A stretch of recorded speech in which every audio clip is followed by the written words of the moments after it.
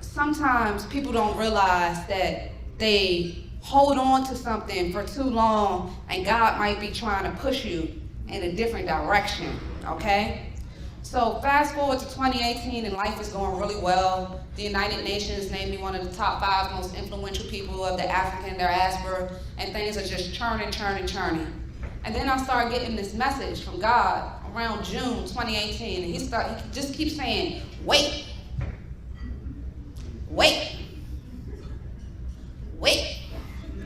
And I'm like, what I'm waiting on, Lord? And so I used to have a condo down here by Buckrow Beach. And I said, okay, I'm gonna just go down to Hampton for 2 months and just sit in my condo and wait, okay? So after about 2 months, I was like, okay, God, what's up? What am I waiting on?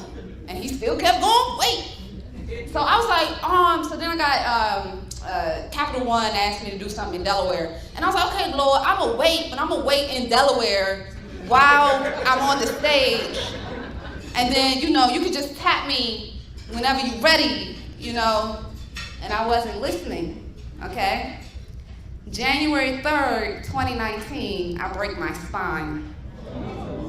And I end up paralyzed for 7 weeks and on bed rest for 3 months. And God's like, I told you to wait.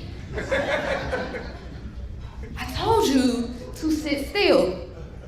And so that ended up being a very big moment in my life of reflection. And God did want me to wait. And in that moment, I decided to transition from credit stacker and ended up coming up with credit rich. And if it was not for that waiting period of me slowing down and not just trying to run what I thought was best, instead of listening to the message and the vision that he was imparting on me, I wouldn't be where I am right now. So I ended up coming up with Credit Rich. Credit Rich was an audacious dream. There had never been a Black company to partner with a credit bureau. To even think of something like that, you sound crazy. So I sat back and I said, how can I be a billionaire?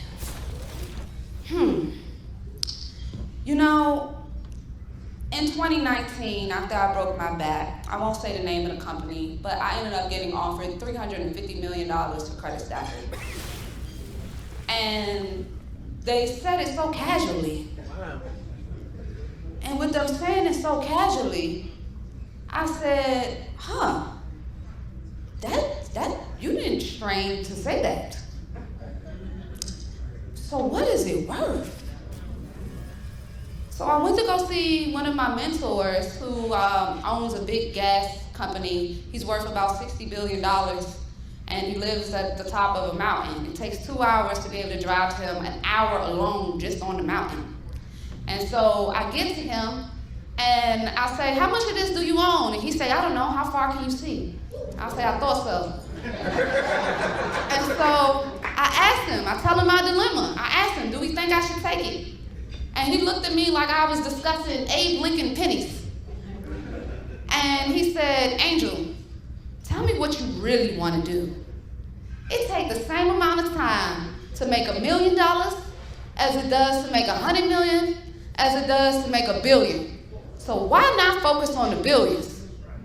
And I said,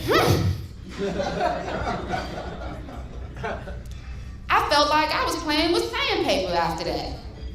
Like, what am I doing with my life? Am I joking with myself? Am I having a circumstantial vision on my life? Like, nah, let me dream bigger. And so I sat back, I went and I analyzed everything, and I said, who's having the biggest acquisitions? Who's having the biggest IPOs? I realized it was fintech. I said, I'm already in that space. That's perfect. I said, what's missing in the market? I realized people needed help with their credit. I said, I'm already in that space. That's perfect. But what's different? What am I missing? I realized that people needed actual help. I said, it's almost like they want me to do the work for them. Then I said, I got it. Why don't I just do the work for them? So for the first time ever, We're doing the work for you. We've streamlined mobile banking, credit reports, and your online payments in one app. In one app. That doesn't exist anywhere else. So we are extremely proud to be in partnership with Experian, as well as FICO. Not only are we the first Black company to partner with a credit bureau, but we're also the first tech company, period, that Experian has co-innovated a product with. They are not on Credit Karma. So we're excited about that. We're also excited to have the FICO partnership. So our credit scores update in real time every 5 seconds. This is extremely important because I'm sure many of you have incurred inquiries in the past from checking your credit score. Well, with us, you are able to check it every 30 days without penalty. And it's your real, actual score. We've also created our own credit report, so you don't have to guess to be able to interpret it, to be able to figure out what's going on with it. We've also created a feature where if you want to help Blair's nephews and nieces out, I'm just making this up, you're able to give them your spare change to help them, go to Hampton University. All of these various different things help to continue to go along the way. And then on top of that, we're integrating Credit Stacker into it. And then we also have the Wealthy Life Financial Literacy curriculum that goes from birth to retirement with 12 interactive modules that we've also turned into what we call GEMS, granular education modules. There are these 10-minute segments of financial education to help you transform your skills. So by the time you have the entertainment from Credit Stacker and the actual functionality from Credit Rich and the knowledge from Wealthy Life, it is impossible for you not to have the proper financial education to truly take hold of your life and to be able to transform your life. Thank you. So that is what we are on a mission to do. And I would be remiss if I did not also talk about history of the Black dollar. So another diamond I'm going to drop here. As I was going through my struggle, and I got turned down by 43 North, 1 month before I got named the next Steve Jobs, I released my book, History of the Black Dollar, because I refused to take the conversation of lack of access to capital laying down. I don't know how many of you know, to this day, there's less than 100 Black women to raise over $1 million for tech companies. The figure is 0.02%. I'm blessed to be number 37, but it wasn't always that time. So I created History of the Black Dollar because I realized that our economic history was neglected from our history pages. You know, how many people know that Booker T. Washington wrote a book called Negroes in Business in 1907? 1 hand. 2 hands.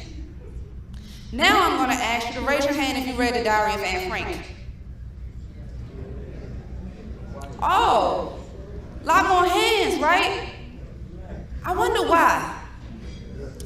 Well, it just might be because it's mandated across the country. Now tell me the book of a child slave or of the Jim Crow era that is mandated.